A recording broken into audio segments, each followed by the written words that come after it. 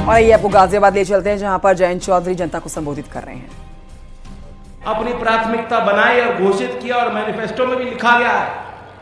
और गाजियाबाद जिले के मैं देख रहा था, जो NRLM की वेबसाइट है, आप भी जाके देख सकते हैं, जो ग्रामीण आजीविका मिशन है, अकेले गाजियाबाद जिले में देहात के क्षेत्र में 2825 सेल्फ हेल्प ग्रुप महिलाओं के समूह हैं और उसमें 29,000 सदस्य मेंबर हैं।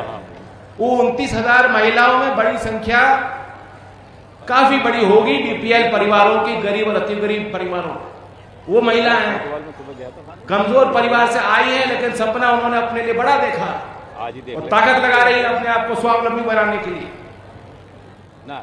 तो गाजियाबाद के उन 29,000 महिलाओं के लिए सीधा संदेश लाल किले से दिया है सरकार ने कि लखपति दीदी दिया है कि नहीं दिया, क्योंकि मातृशक्ति बड़ी संख्या में आई है। तो लाभ किसको मिलेगा? 29,000 महिलाओं को मिलेगा, सीधा मिलेगा गाजियाबाद की महिलाओं को। उसमें आपको इस साइड जो बैठे हैं इनकी जरूरत नहीं है,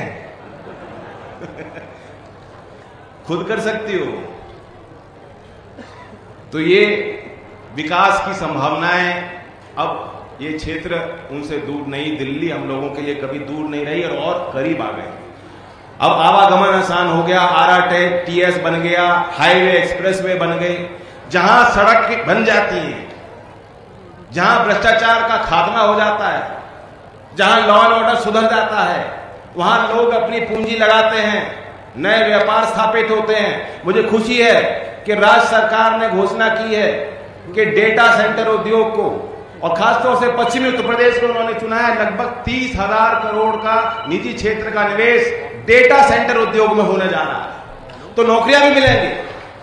खेती के बाद सबसे ज्यादा रोजगार रियल एस्टेट सेक्टर में है। हम लोग यहाँ NCR में हैं, जब हाईवे बन गए, एक्सप्रेसवे बन गए, नए औद्योगिक क्षेत्र चिन्हित हो रहे हैं, कारखाने भी लगेंगे, व्यापार भी बढ़ेगा मोदी नगर में, और रियल एस्टेट सेक्टर को भी एक नई संजीवनी मिल जाएगी, जो बिल्कुल ठप हो गया था काम। नीति में क्या काम करते हो? 90% कार्यकर्ता, पश्चिम में बता रहा हूं जी, 90% कार्यकर्ता आप उनसे पूछो क्या काम करते हो, तो कहेंगे खेती करते हैं, दूसरा काम कहते हैं प्लॉटिंग। प्लॉटिंग मतलब रियल एस्टेट डेवलपमेंट। गांव से निकल के आदमी और जो किसान वो अपनी जमीन से लगा मानता है, जमीन को समझता है, और रियल एस्टेट में लोकेशन लोकेशन लोकेशन, इसके अलावा कोई कॉन्सेप्ट नहीं होता। तो मोदी नगर की तो लोकेशन ही सबसे अच्छी है, ये पूरा इलाका ही लोकेशन लोकेशन लोकेशन है।